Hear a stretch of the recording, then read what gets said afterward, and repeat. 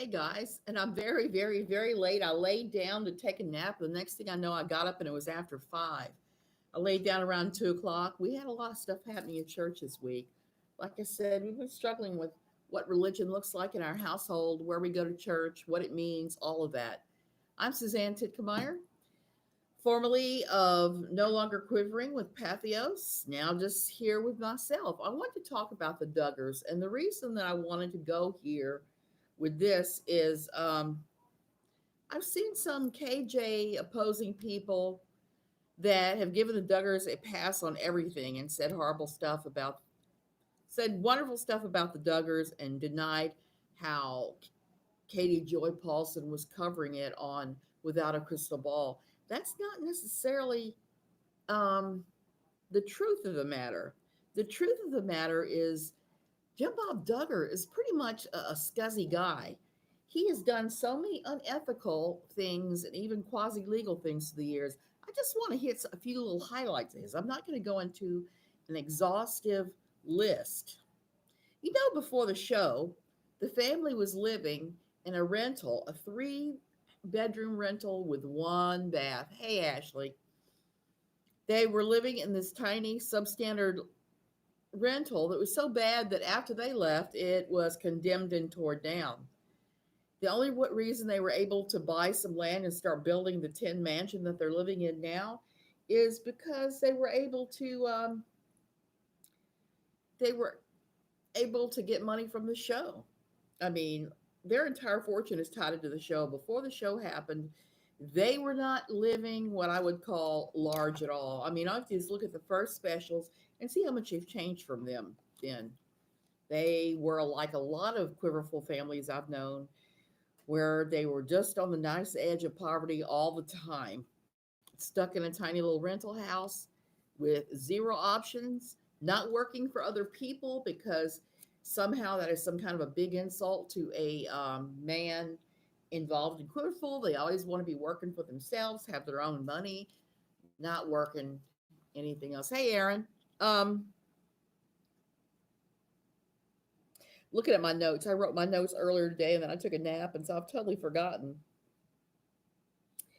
I think the biggest thing that I have against Jim Bob Duggar is that he covered up for a huge pile of bad behavior by his son Josh way before what happened with his sisters came out. I mean, hideous stuff he'd been covering. Everything from his friend Jim Holt, who was running for office, turned out Josh, even though he was a teenager and was courting one of the Holt's daughters, was working on the campaign as a volunteer as a teenager, and he ended up getting into a whole lot of porn. And Jim Holt kicked him off the campaign for his porn usage using the campaign computers. At least that's what the scuttlebutt is. And I believe it because too many people have said it. The um, courtship with the daughter evaporated. And also, when Josh was a young adult, before he married Anna, I guess when he was 18 or so, he was known around Fayetteville strip clubs. It was an open secret that he went all the time. And these are just a few of the many things that Jim Bob has very quietly papered over so that while the show was going on, nobody seemed to know. He excused Josh at every turn. He covered for Josh. He never let Josh have any kind of consequences. I think one of the worst things in my book that was done was after all this went down with Josh and his sisters and CPS, well, not CPS, um, Department of Health and Services got involved with Josh and the family. And while TLC was there filming, Josh turned around and sued DHS. So one day they're filming the birth of one of Michelle Duggar's many children. I forgot which one it was. I'd have to look it up. The very next day, Josh was in court suing the crap out of DHS. Now, how on earth does TLC? I think it's for the family reputation. And I think since Josh was the eldest, he's the frozen chosen. I really believe that. Um, Jim Bob has gone way, way out of his way to cover for Josh and to make things go away for Josh every single time. The girl's got no therapy for anything that happened to him. And to me, that is absolutely right. But the whole suing had to do with release of the records because Josh did not want anything. Well, Jim Bob did not want anything showing his precious boy. So I believe that TLC probably knew they were there filming. I don't know how they could not have known. As important as going to court to sue something, since they were in the house filming the birth the day before and the day after that. It seems too unlikely that they would not have known. And a recent example of how awful Jim Bob has treated the whole thing took place in November 2019. And this also, Katie Joy knows this because she's talked about this. November 2019, Homeland Security came in to Josh Duggar's business. They raided his business, they closed it down. They went on Northwest Arkansas and confirmed that they had been to Josh's business and they had closed it down. At the exact same time, Jim Bob Duggar is going on social media and claiming there was no law enforcement anywhere near anything Duggar, that it was all a big lie. And this is the same time that Homeland Security confirmed that they had shut Josh's used car lot and they were investigating Josh without saying exactly what it was. Now, it's pretty curious if you look at the things that are the purview of the Homeland Security. They have a lot of different things they're looking at. I almost started to wonder if there was some type of overseas connection, because that would be something they would look at, say somebody was sex trafficking girls or that sort of thing. As far as Josh, I don't have a clue. But Jim Bob made such a big deal out of this, and he covered it up so basically and was saying that anybody who said that Homeland Security or any other government agency had been there was lying. Even though we saw the pictures of the vehicles on the family compound and and at the business, and they put up a sign at the business. Both Katie Joy and I reported on that. Now, Katie Joy did it with a few more like tabloid headlines that I did it. I just straight up reported, hey, this is what happened. This is what they're saying. This is what Homeland Security said.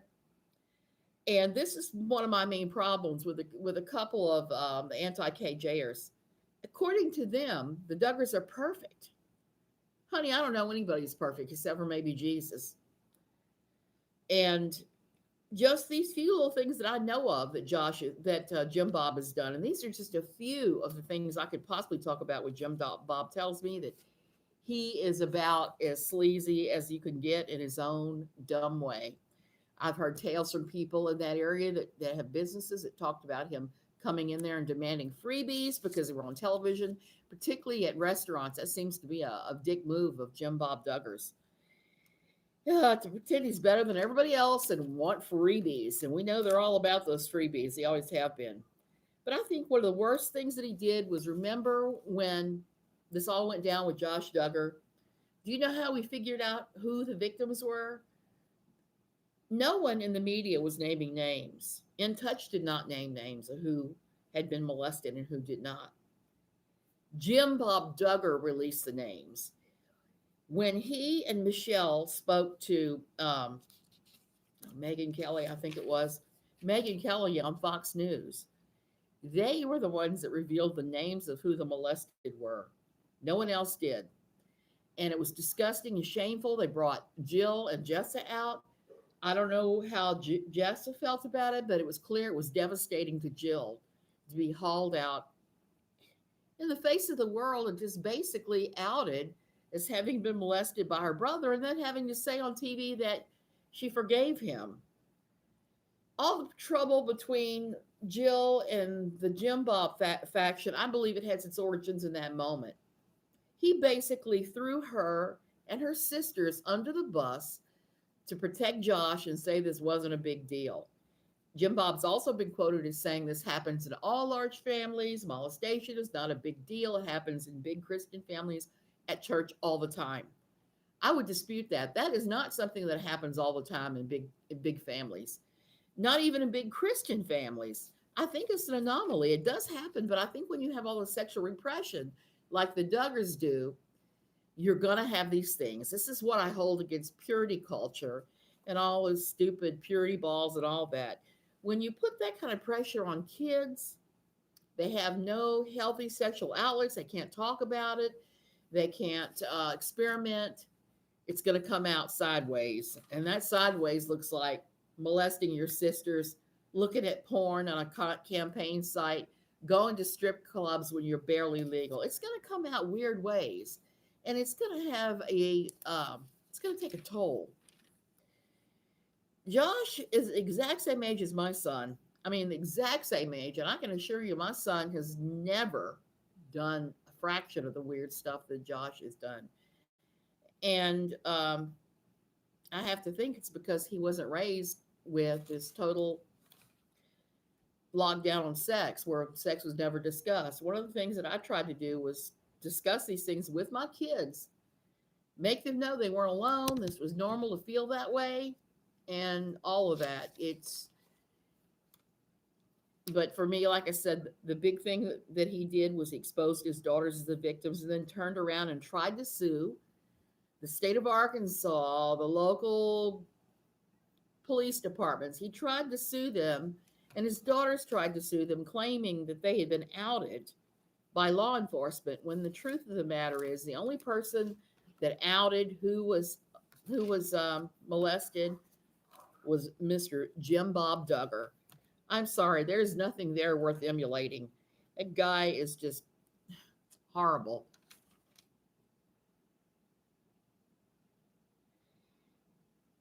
Yeah, my son was not raised with me saying Nike. In fact, we would discuss something that came up like that. If he was staring at somebody too long on the beach, I'd probably say something and say, that's not polite. It's not polite to stare at that. It's normal for you to want to stare at that because it's a beautiful girl in a bikini. But yeah, we didn't do Nike. We were never do that because I could see firsthand. I had to tell y'all a story from my old church, from what I call Possum Creek. Possum Creek Church. It's not the real name of the church, but it's damn close. We had a boy that was struggling with the normal things that a 14-year-old will struggle with wanting to look at porn and masturbating. Okay. I think that's pretty normal when you're 14, being so horny you want to masturbate. And like I said, I would talk to my kids about this stuff. This kid got up one Sunday. We were having testimony time and testified for, I don't know, 20, 30 minutes about his addiction to masturbation. He talked about it in detail. Masturbating, porn, all sorts of things. And I was never in my life have I ever wanted the floor to open and swallow me more than I did that moment. This was the most uncomfortable thing. I'm sure you could have looked out at the audience and everybody in the church would have been jaw dropped, because it was just the craziest of moments with this poor 14-year-old boy talking about being a normal 14-year-old boy, having the normal sexuality of a 14-year-old boy that involved wanting to masturbate and look at nude women. But instead of being told, this is normal, he's being told this is a horrible, horrible sin. So he's talking about it. Nobody is stopping him. I often wonder where that poor boy is now. In fact, I should probably look him up after this and see if he's somewhere where he's at. But this was just one of those things that the church to this day does very poorly. They don't teach kids about their own sexuality, that sexuality is natural and normal. It's normal to have those feelings, even at a young age. It's just normal. We're wired that way. We're hardwired that way. And to say it's sin is really, really just, all you're doing is you're giving the kid a complex and you're making it all the worse for everybody. I don't know why we're so hung up in America on sex. That seems to be like one of those things that I don't have a clue why it happens. There's so much more on Jim Bob that I could say, including a lot of his financial dealings apparently have been pretty crazy. Yeah, I want to know how that boy's doing too. I just thought about him. I just thought about his name. I'm gonna have to look him up. I know who his mama is. His mama's on Facebook, so maybe he is, and I can take a look. I'm kind of curious now. I hope he's doing well. I hope when they left our cult church, that that boy got a chance of seeing what normal is, and maybe he made it to public school and got to see he wasn't the only one in the world feeling that way. Yeah, Aaron, you should have seen it. We were all just so shocked that he was going into so much detail about his sexual struggles. It was, now I can look back and I can laugh, but at the time it was just like, oh my God, get me out of here right now. I don't want to hear this. It was so uncomfortable. So that's really what I wanted to say. I know there are some anti-KJers that just really love the Duggars. They love their show. They think everything they're seeing is reality. The truth is it's way different. You're not seeing the reality with the TV show. The TV show is just showing you the pleasant parts. They're not showing you the control freak nature of Jim Bob Duggar or any of this really heinous stuff that he has done behind the scenes to make money. I am kind of hoping that Jill's husband, Derek Dillard, writes that tell all book. He keeps threatening to, even though I don't think Derek has ever finished anything in his life. I hope he finishes law school. He sues the crap out of Jim Bob and he writes that tell all book. I'll be the first one in line to buy that thing. Anyway, I just wanted to rant about the Duggars a little while this evening. Y'all have a good evening. I'm going to go ahead and go now that I've woken up from the 3 or 4 hour nap. We had a big meeting at church. We were talking about everything. We're losing our pastor. There's been a crazy church split, which I have a lot of experience with that happening in my first church. It's happening again here, and it's heinous with some of the things that some of the people are doing and saying.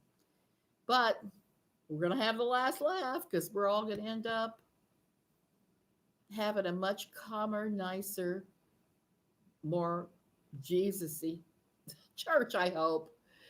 Good night. You see where Justin and Claire got married Friday. Yes, I did see that. I saw where Justin and Claire got married. And I don't know, I know that they teach the Duggars and everybody else in Fundytown teaches that young marriage is the way to go. I don't think so. Almost every young marriage I've seen ends in divorce eventually, even the ones I know in the church. When you're 16, 17, 18 years old, you can't possibly know who you are. I mean, you have a hint, maybe. But as far as being able to make long, lifelong decisions, you really should not be doing that when you're that age. Your brain doesn't even finish maturing until you're like in your mid-20s. So you're having all these people get married who don't have the maturity of their brain, who haven't finished developing and they're still stuck in the stages. And you mix all the craziness about sex that they believe in with that, all the guilt, the pressure. It just to me seems like a setup for divorce. I know that so many of the Quiverful um, enforcers say this is the only way to avoid divorce. Statistics don't lie. The biggest number of divorced people happens within the church. Whereas a lot of us that are outside the church or outside of what looks like that kind of church, our divorce numbers are much lower. So I think that alone should give you pause. I did see that Jill and Derek went to that wedding, and Jill was wearing a dress above her knees. You go, Jill. That's all I can say. She is really making strides, I think, coming out of this. She's in therapy. I could not be happier for her. I wept when I saw the Megyn Kelly show that day. And I wept at her tears. It was just too much to watch. Just really solidified for me my extreme dislike of Jim Bob Duggar. Those poor girls were traumatized and they were being re victimized and re traumatized, being forced to go on TV and talk about this thing. She did look great. She looked fabulous. And on that note, I'm going to leave you. I hope Jill continues to have her journey of healing.